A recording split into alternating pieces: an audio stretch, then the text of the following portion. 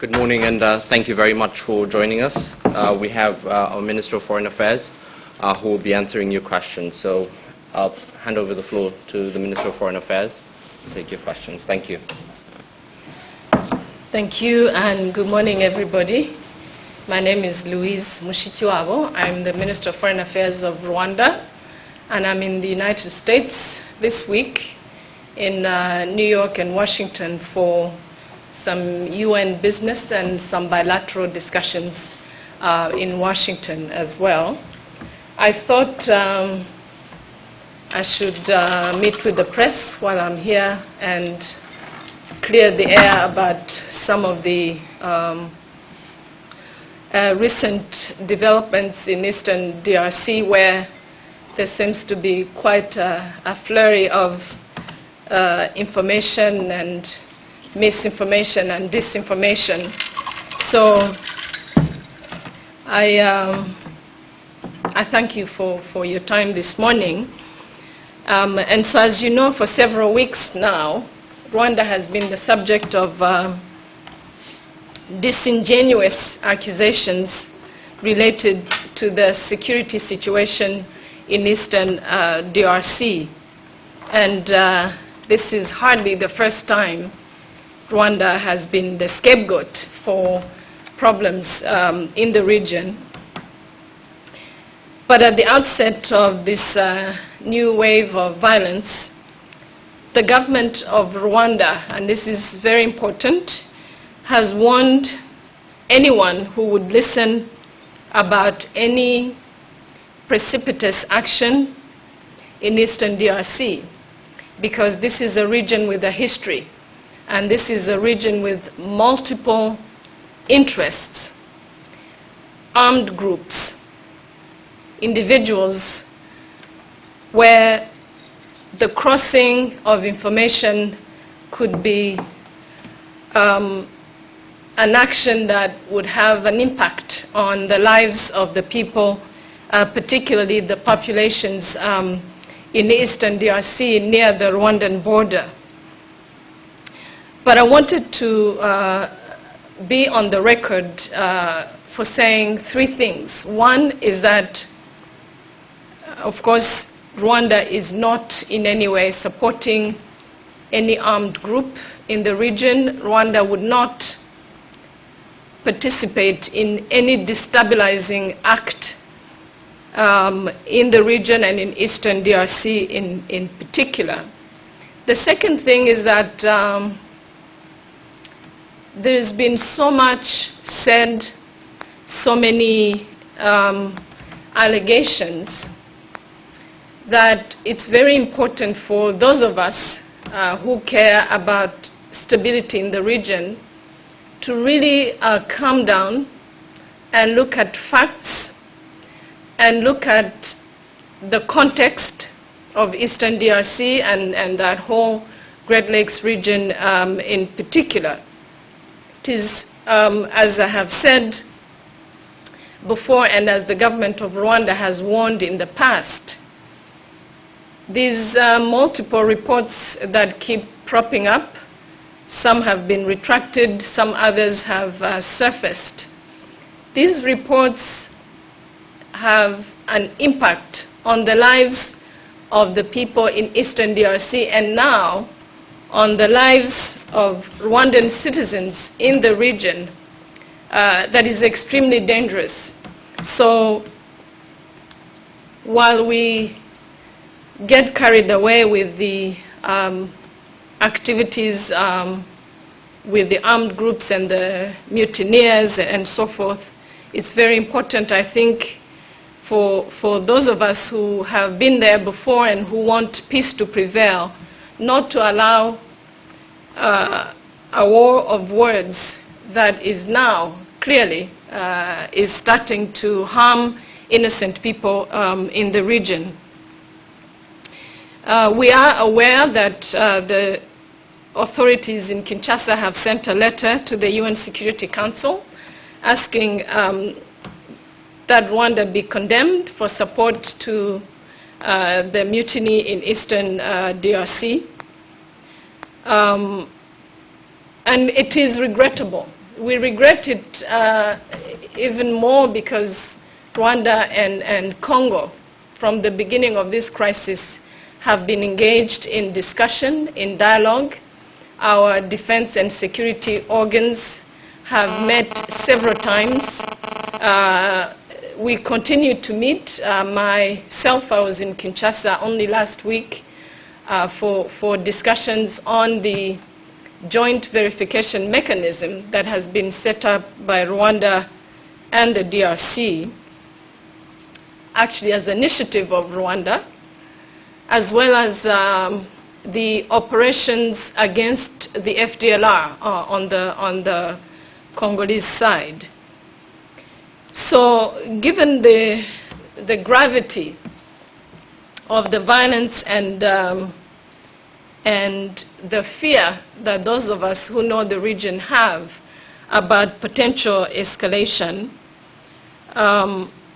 the government of Rwanda has been engaging different actors, and again, beginning with our neighbors, the authorities in the DRC, to make sure that this situation does not get aggravated, and that matters that would affect our country's relationship be kept under control, to make sure that whatever happens, violence ends relatively quickly, so that the people of Eastern DRC, including the many refugees coming into Rwanda since April, be allowed to return home, that the situation would get better on the other side. Now, while there's been so much energy spent on accusations and allegations and rumors and so forth, on the side of Rwanda, we condemn these rumors and reports and so forth because, one, they're shifting the focus where it should be, which is where the situation of conflict is taking place, and obviously shifting the responsibilities where they are to Rwanda. And as a result, we don't see the situation getting better. One thing that is also worrying on the side of Rwanda is that we have seen recently violence against Rwandan citizens in the DRC, beginning with a serious incident last week of 11 young men who had been captured in the DRC near their own home in Rubavu on the Rwandan side, beaten, tortured, some of them burnt, and then dumped at the border post between Rwanda and the DRC. And again, when we put out reports and continue to build up on rumors, as the government of Rwanda has said, this is likely to result in this kind of incident, and it is very important that all those who have any kind of responsibility about the region start acting responsibly. Rwanda, of course, has lodged a protest with the authorities in Kinshasa. We're also very concerned as a government in recent weeks with the rhetoric and the kind of bigotry that we find on a number of websites. Those who care to find out would notice that even in some media close to the government in the DRC, there is talk of chasing the Rwandans, killing the Tutsi. So this is very reminiscent of the rhetoric right before the genocide in 1994, and certainly Rwanda keeps a very close watch on that kind of pronouncements. We have heard of some Congolese citizens in South Africa asking to launch a war against Rwandan Tutsis. We have had some newspapers asking all Congolese worldwide to strike Rwandans who cross their path. These are words that we will not want to see transformed into action, and this is why we have been warning against the rhetoric and the kind of false rumors that have been circulating in the last several weeks. Finally, the government of Rwanda and the people of Rwanda have been contributing greatly to peace and stability in the region, which is why we have been working very closely with the Congolese government, especially since the 2009 summit in Goma, when we reopened our respective embassies and started our normal bilateral relationship. We intend to continue working for stability in the region, and we have asked and we continue to ask different actors, especially non-state actors who are working in or on the region, to exercise caution and to make sure that they do not play a destructive role or inflame the situation on the ground. I think I will stop there and I welcome your questions. Thank you very much, Honorable Minister. Minister will take your questions. If you can please introduce yourselves and the agency which you represent. Thank you. Yes. Thanks a lot, and thanks for doing this press conference. It's very timely. I'm Matthew Lee from Inner City Press, and I wanted to ask, I'd asked here actually of the UN spokesman a couple of weeks ago. You'd invited Roger Meese of MONUSCO to come to Kigali and explain his missions, or the UN's missions role in both in the allegations and in, I believe that there's some in Rwanda are saying that MONUSCO at times supports the FDLR or helps them to escape, so I wanted to really get your sense of what you think the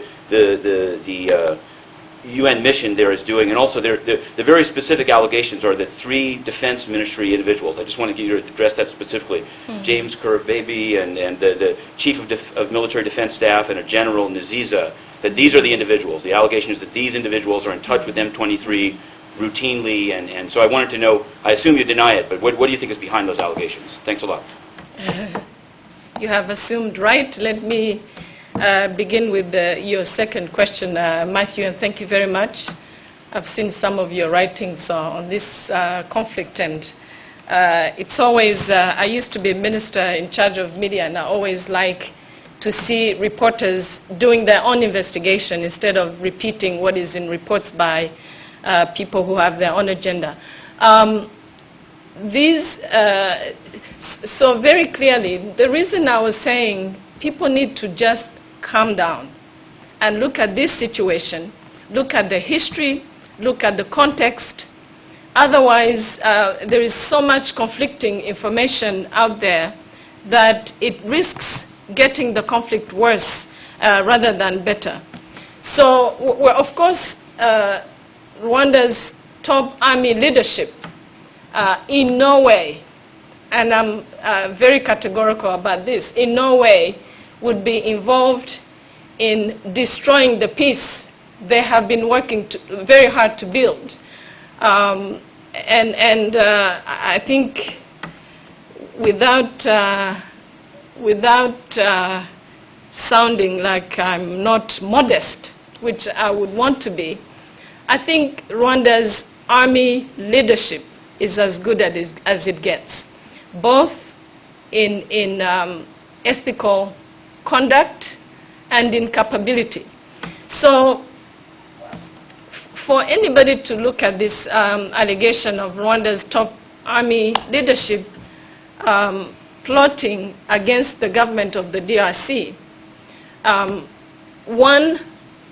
back in 2008 and 2009, if you remember very well, there was a Congolese general called Laurent Nkunda. Laurent Nkunda ended up fleeing in Rwanda back in 2009.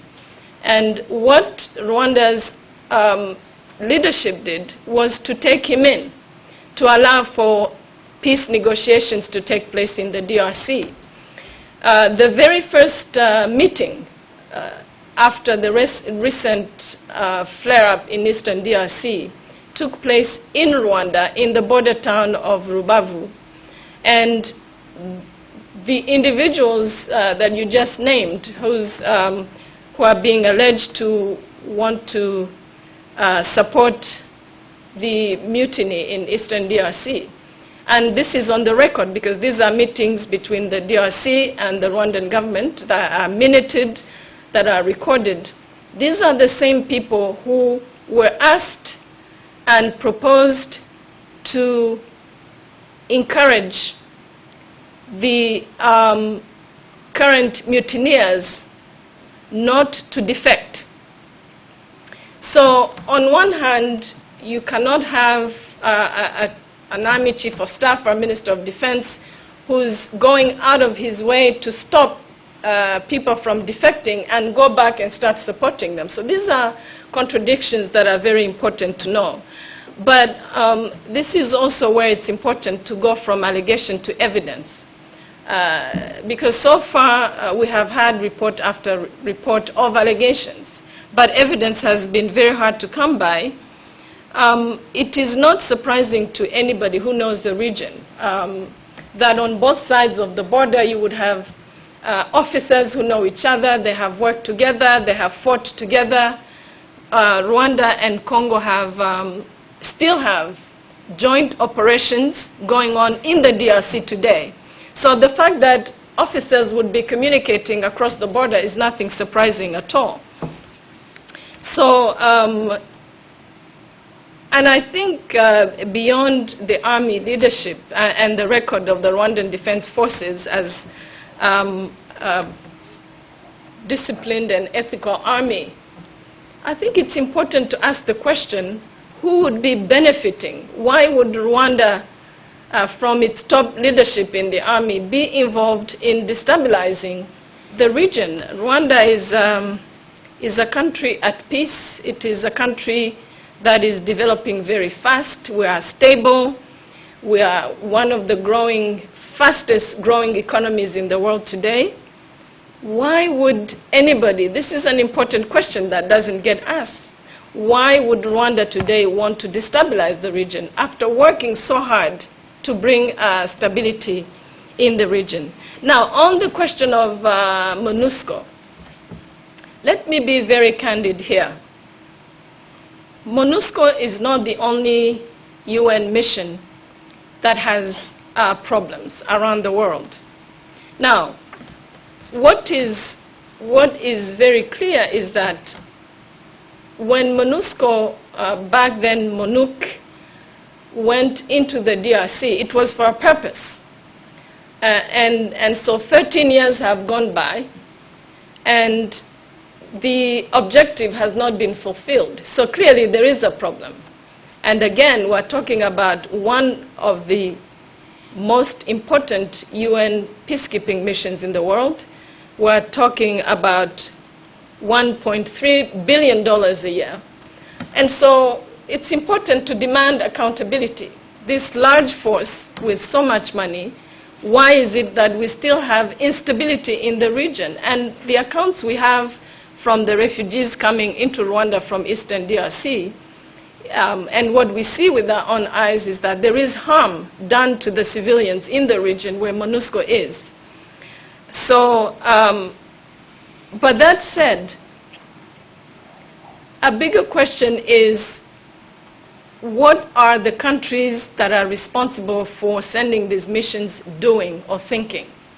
If after 13 years, with the volatility still prevailing in the region, with a huge mission supposed to bring back stability, when are we going to stop and re-examine the role of MONUSCO? As for indiscipline, it's MONUSCO's own internal reports have documented collaboration with FDLR. It has documented incidents of rape.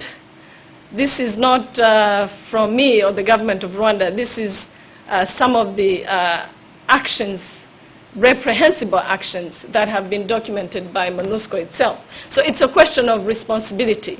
And I think Rwanda, of course, as a peacekeeper, because we do have a number of peacekeeping missions around the world, in both Sudans, in Haiti, and in different parts of the world.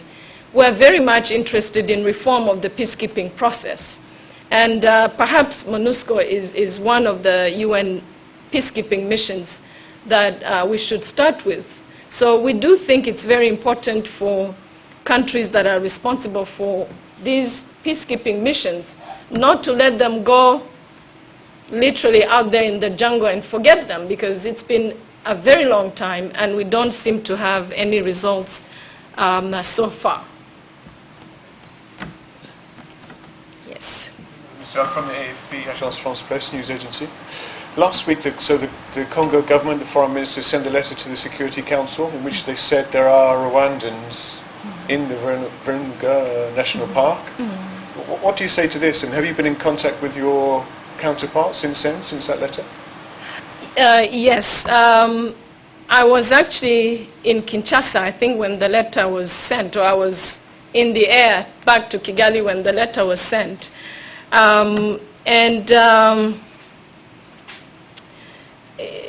You see, as I said, we've been working closely with the Congolese authorities. The foreign minister himself, since April, has been in Kigali 2 or 3 times. I was in Kinshasa last week. And I think, much as I understand the frustration of the government of the DRC, it is not going to be helpful if we don't focus on the real issues. What is causing these mutinies? What is creating such a hard life for the citizens of that part of the DRC? And keep looking for trouble coming from elsewhere. It's a very big issue, and these are issues we have discussed openly with the government of the DRC. When this latest crisis started, again, we had meetings with the DRC. We said from the beginning that a military solution would not be possible.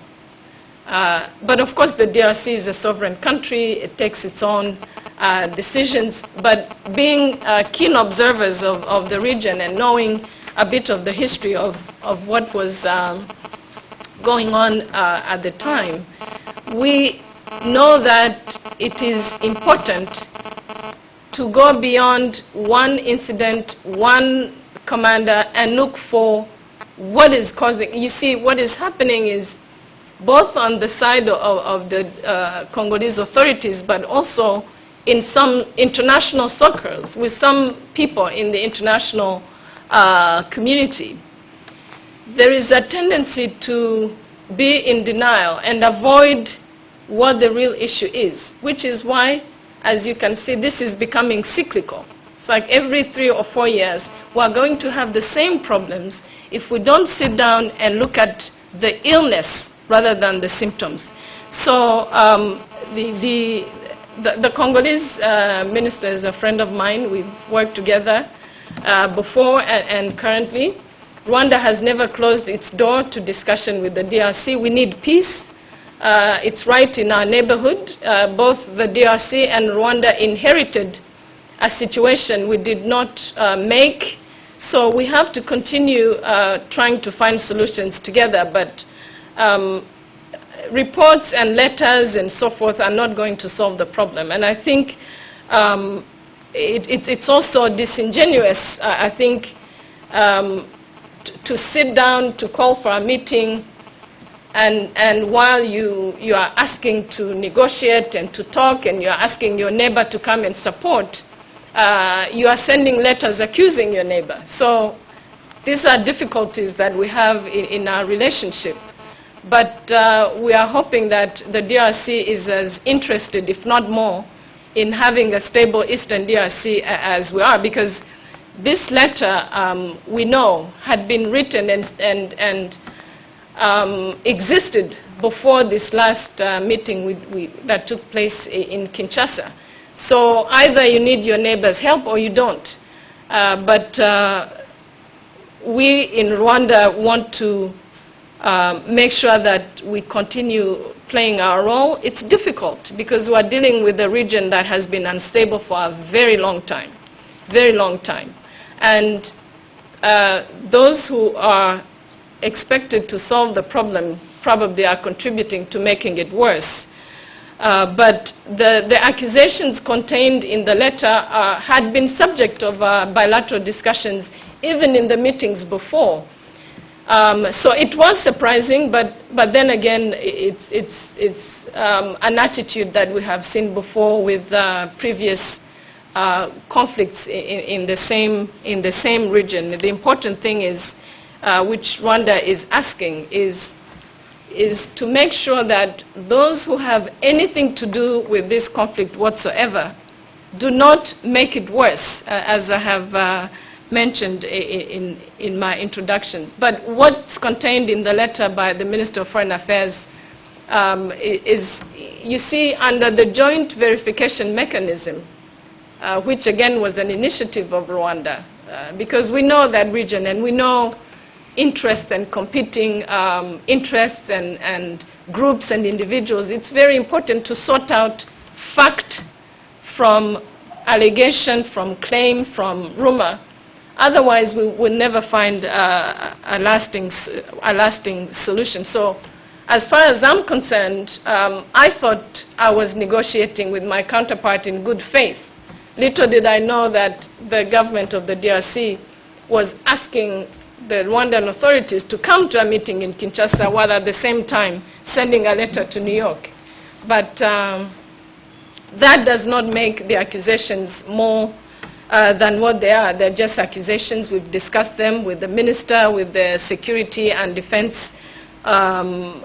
authorities in Kinshasa, and we will continue to do so. Yes. You denied to my colleague that there is any army involvement, but are there any Rwandans with the mutineers? I don't think so. And again, these reports and rumors become very attractive for people who don't know the region. On both sides of the border, you can't tell who's Rwandan and who's not. You have people who speak the same language. You know, again, Rwanda is not responsible for the borders. We have Rwandans on the Congolese side, we have Rwandans on the Ugandan side, on the Tanzania side, but it's a question of these countries accepting their citizens, whatever their origin, and it is a big problem in Eastern DRC. So to find people who would speak the language of Rwanda in Congo, in that part of Congo in particular, is just routine. There is no mystery about, you know, some report that found some people who spoke Kinyarwanda in the Congo. Everybody basically understands and speaks the same language on both sides of the border, with this mountainous area that straddles the two countries. It's important to get that context in order to understand. So I would not be surprised if there are people who speak Kinyarwanda in Goma, just as there are people who speak Kinyarwanda or Swahili on the Rwandan side of the border. It's important to sort out these things before one can move to allegations.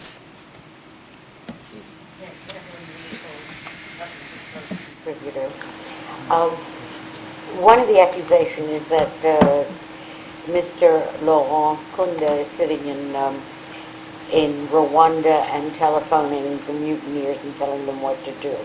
But more important, can you define what you think the root causes are? Because the borders have always been ridiculous, and that you have Tutsis on both sides of them. The Tutsis, what caused the mutiny? Is it resources or is it protection of Tutsis? I want to refer to a meeting that took place on April 8th in Rubavu on the Rwandan side of the border. And that meeting was with the defense and security leaders of both Rwanda and the DRC. and the man who's now head of the M23 mutiny. Now, at that meeting, the discussion was, how do we make sure, how do you, Rwanda, how can you help us? And again, these are people who have known each other for a long time. These are people who have fought wars together, made peace. And so there is contact amongst all these groups.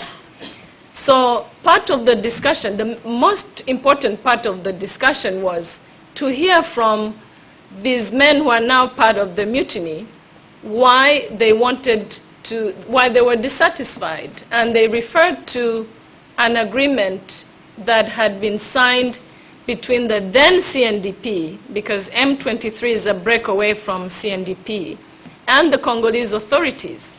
There was an agreement on March 23, actually, 2009, which is where the acronym comes from. And so they told the Rwandan party that promises made to them by the Congolese authorities had not been honored.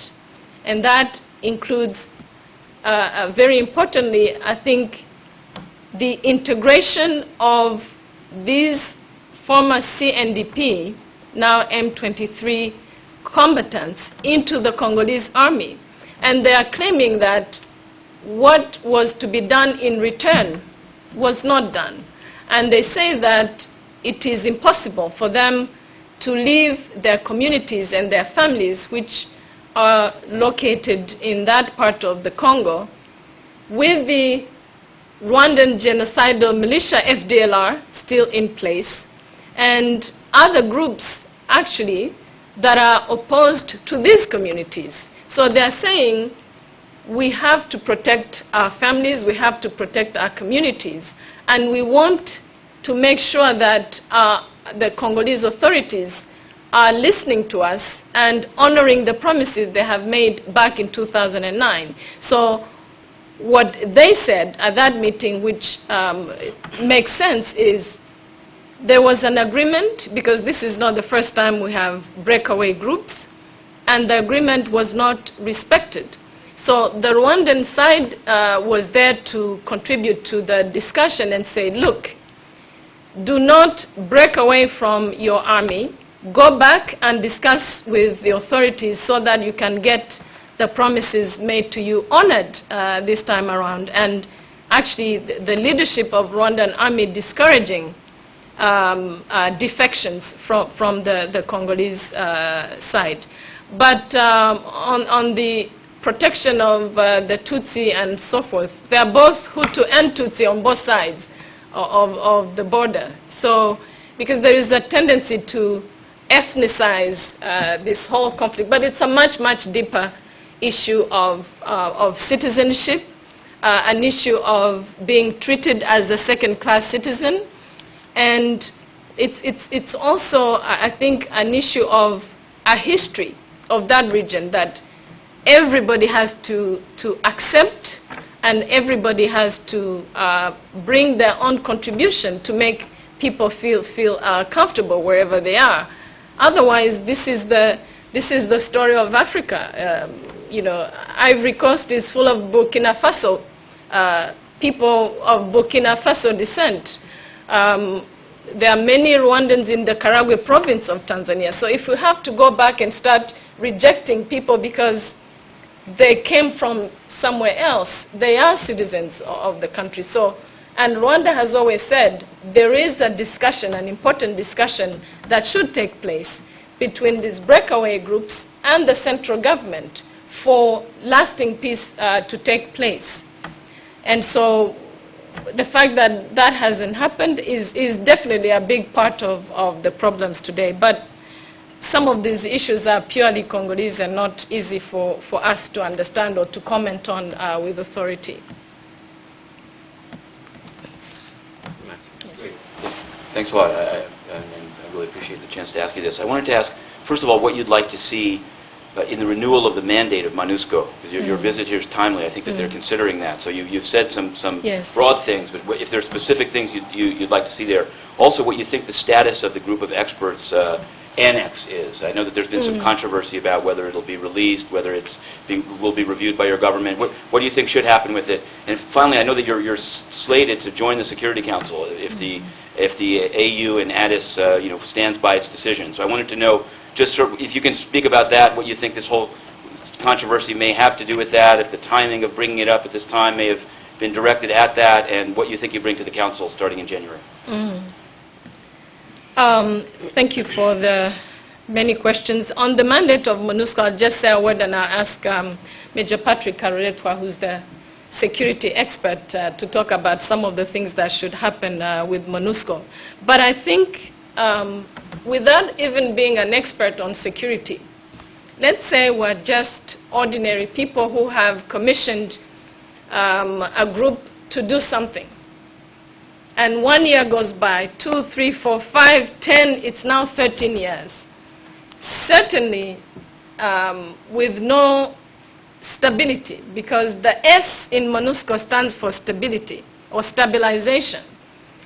So I think what needs to happen is a serious re-examination of what is not working in MONUSCO. We have had discussions with members of the mission, and they talk about the territory is too large. Even if we are 20,000 men, it's not easy to cover such a huge territory. But what about, for example, the civilians in the areas covered by MONUSCO, who clearly have been harmed not too far from MONUSCO? Is it a mandate? Is it that they have stayed there too long and started becoming local and not seeing that there is a problem? I think it will be very important, as the mandate of MONUSCO gets renewed this week, that the Security Council demands periodic evaluation of results with MONUSCO. But I think there are some specific things that can take place, and I ask Patrick to comment on that. Thank you. I think the Minister already said what needs to be said about the records of the MONUSCO in terms of fulfilling its own mandate, whether it's civilian protection, whether it's reinforcing the authority of the governments. I would rather not go too much into that, but since your question was about what could MONUSCO do, what should be changed in the way MONUSCO does fulfill its mandates, I would say MONUSCO would probably be more useful in supporting the only thing that has ever brought peace in the region, which is Congolese, Rwandans, people of the region sitting and taking a hard look at what the issues are. If you take the map of the DRC, and Eastern DRC in particular, and you do that with a view to understand what's really the problem is, you'll quickly realize that the M23, for example, that is a subject of so much media attention, is hardly the only security threat, the only armed group that represents a problem for the security of the country. You have a number of other groups. You have in Ituri, what has become the coalition des groupes armés de l'Ituri, that combines a number of armed groups, and they have given an ultimatum to the FRDC troops to leave the region because they don't trust them anymore. If you go to North Kivu, not far from the M23 area, you have other groups. You have the Sevra Mai group, Mai Cheka in Walikale, that regularly ambushes FRDC troops. If you go to the southeast, in South Kivu, you have a number of groups that have been competing, killing dozens of civilians on a very regular basis. Now, again, if you, the Minister talked about being candid, let me try to do the same. If you look at if you take a sober look at that kind of situation, you realize that the biggest threat to the overall security of the government of DRC may not be one of these groups. It may actually be groups such as Human Rights Watch. And I'm saying that very seriously because as I said, peace has only been achieved in that region when governments, when leaders have sat together. Now, when we have groups, human rights groups and others pushing in the wrong direction, pressing every button that prevents people to sit and talk about the real issue, then maybe they are the problem. The problem in Eastern DRC is very deep. It's linked to governance matters. It's linked to issues related to land distribution and many others. And those can only be addressed when people are prevented from looking for scapegoats. When they sit and talk about the real issues, then a solution can be found. And unfortunately, many of the NGOs that have been active in the region have not been helpful in that respect. Thank you. If I can just compliment a little bit what Patrick said. You see, the way for somebody who's genuinely interested in having peace in the region and not have a repeat of so many conflicts that have kept our people in the region, you know, really deprived of their basic rights. You start wondering about Human Rights Watch and the likes. In fact, the joke, at least where I come from, Human Rights Watch is an organization that has no credibility. Because as recently as this past 2 weeks, the repetition of allegations of Rwanda's involvement, which has never gone past the level of allegation and rumors, has now caused Rwandans, young men who cross the border daily, back and forth.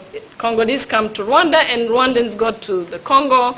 There are small vendors, there are daily laborers. This is part of the community on both borders. To be now beaten and tortured just because they are Rwandese, because when the Congolese side brought them to our side, the only claim was that somebody mistook them for supporters of M23 because they are Rwandans. And we keep saying, if your job is human rights, please do not work in a way that deprives people of their basic rights. And the idea that, you know, you have these saintly organizations working in a difficult environment, I think, at least on the part of the media, that myth has to end. Because what these organizations do should also be scrutinized. And we have noticed recently a very interesting pattern of, say, Human Rights Watch, creating a rumor, passing it on to somebody in the media. The media quotes back Human Rights Watch. Human Rights Watch writes another report quoting that media and passes it on to an organization that is also funded by the same funder as Human Rights Watch. And they quote back Human Rights Watch. It's ridiculous. It is ridiculous.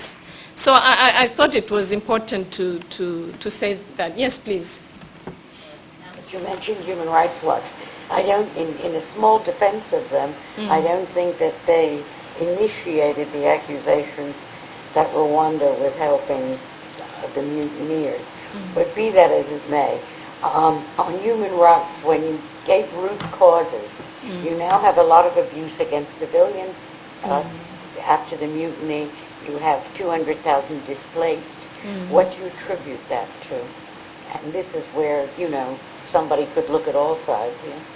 I didn't get the question right. You're saying? What do you attribute to the latest gross abuse of human rights in Eastern Congo? Oh, I think it's as simple as unruly groups, and we mentioned there are many. This is why I said in the beginning it is very important to pinpoint what the real issue is and not be carried away with there is a strong army next door helping. because in the meantime, you are missing all these other groups. You know, anybody who knows that region knows that you have so many, 10, 15, 20 groups that are all claiming something, and the local population becomes the victim of these groups. So it's coming from the state of violence created by the many rebel groups that are now settled in that part of the DRC. And one would hope that, you know, the plight of these populations would be of interest to a number of what we call non-state actors who are actually there without any clear sense of responsibility and start producing allegations and reports and so forth without paying attention to what is going on with the local population.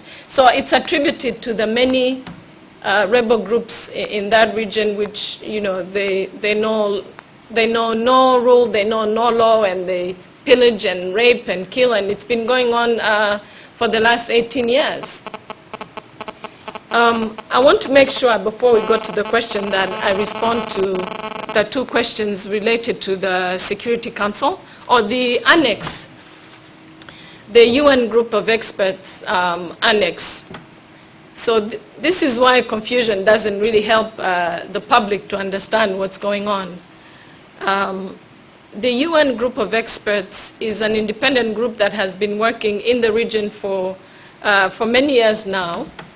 And they work with governments, at least in this particular case with the DRC and the Rwandan government. They talk to people, they collect information, and they publish two reports. They publish an interim report, media, which is what this current report is about, and a final report at the end of the year. Now, what we know from working with this group and from our presence here in New York and talking to members of the Security Council is that there is an interim report of the UN Group of Experts on the situation in the DRC and in the region. That report was submitted, I think, on May 18th to the committee, and that's the report that exists. Now, with the recent excitement with information and reports and allegations and so forth, the group of experts was asked to provide their own information on the situation in Eastern DRC, and that is how the allegations of Rwanda's involvement come in. And so that's what's called annex or addendum, or which we understand from the media that it's been blocked by the United States and discouraged by the European Union. But again, what are facts? What is this annex? When the group of experts talked to the Rwandan side, they told us that the report is completed. What they have is allegations like we all have, like Rwanda has, like the DRC has, and that's it. And because Rwanda is not privy to the leak of this information, we don't really know what is being claimed here. But there is supposed to be an annex or an addendum to the report. The report again is interim. It's been submitted, and our position is whatever is in the report, the government of Rwanda or the Rwandan army has not had the chance to look at the allegations and comment on them. So it is an annex to a report that's already been submitted. We've seen it. A lot of people have seen it. But the idea that there is some bombshell or something hidden in an annex that countries are trying to block for the benefit of Rwanda is just ridiculous. It's more allegations on top of allegations, and again, for us, we deal with those together with the DRC side through our joint verification mechanism. And that's all we know about the annex. On the Security Council seat, Rwanda has applied for one of the rotating seats next year. We went through the process within the African Union, which is to seek support first from our neighborhood in Eastern Africa, which we received sometime last year. Then we got an endorsement by the African Union during its summit in Addis Ababa in January. And African countries on the Security Council rotate. So we have regions endorsing one country and rotating with one of the countries from another region, and that's the process. And Rwanda is supposed to rotate in the arrangement between Eastern Africa and Southern Africa.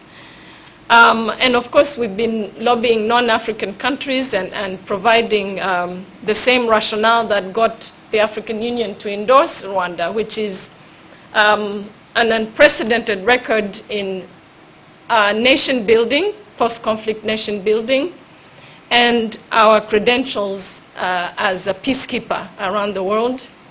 As I said, we have, as a nation, resolved to, after the genocide, one of the lessons we learned from the genocide is that every bit helps, and we can contribute despite the size, the capability of our defense forces has to be put to protect, has to be used to protect civilians, both in Africa and far away. So we have 5 different peacekeeping missions around the world now, including in Haiti and Liberia, and Darfur is our biggest mission with close to 4,000 troops, with I think an impeccable record in peacekeeping. So we want to bring to the Security Council all these credentials, and we're very much,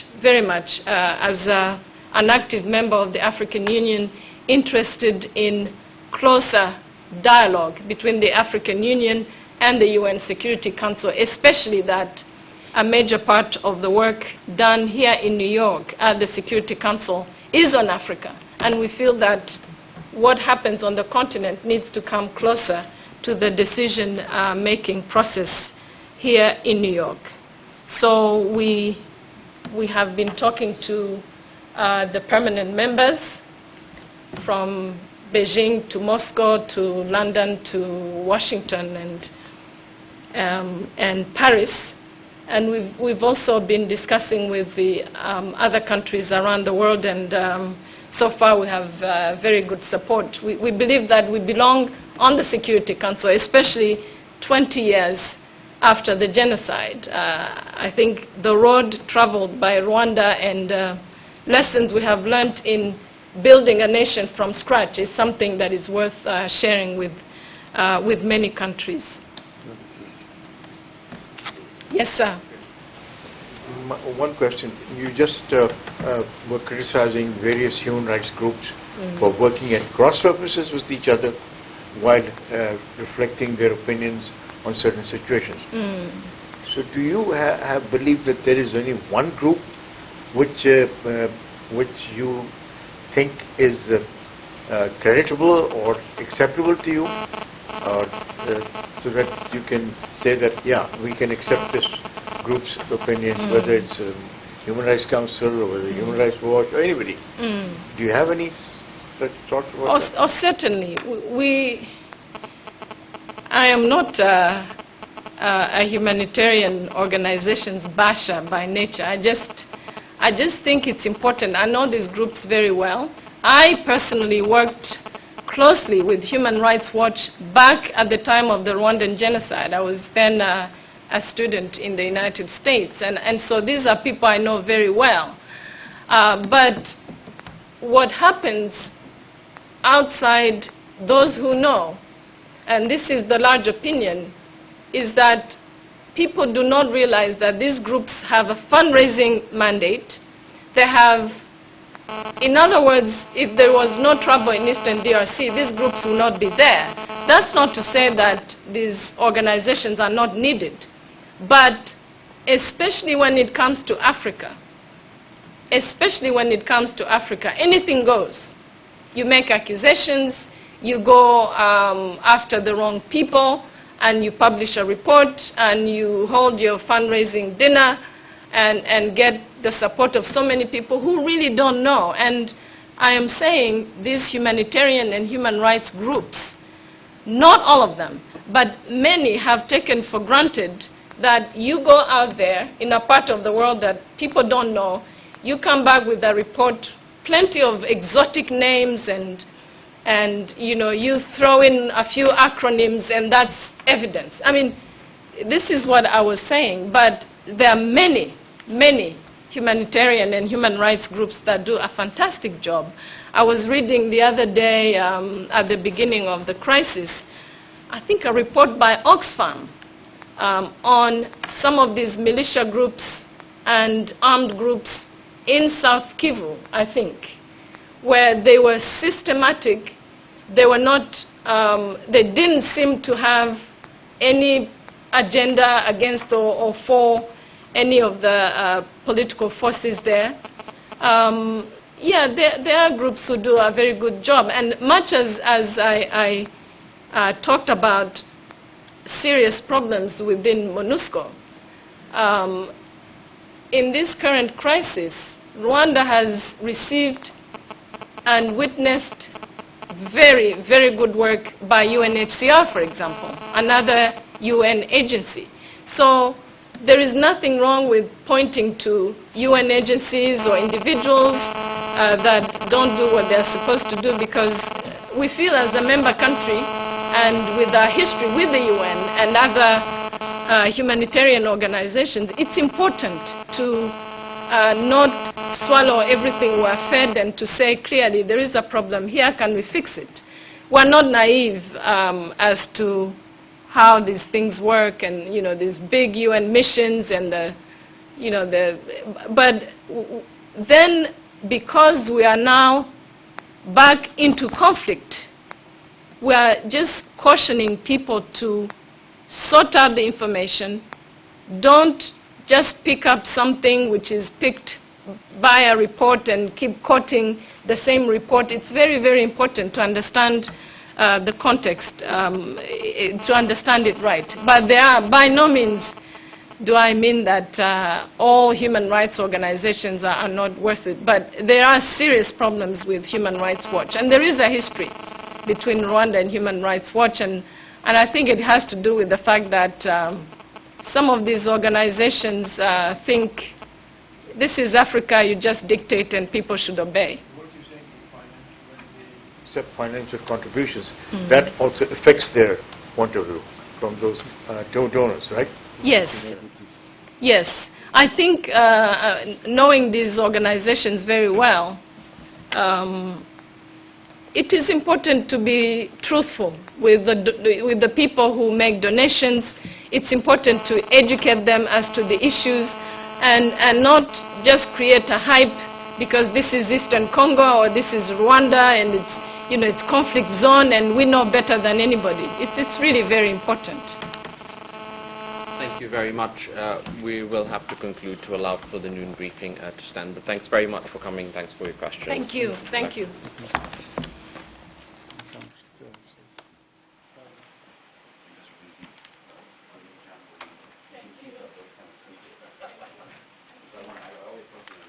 They're unbelievably good, aren't they?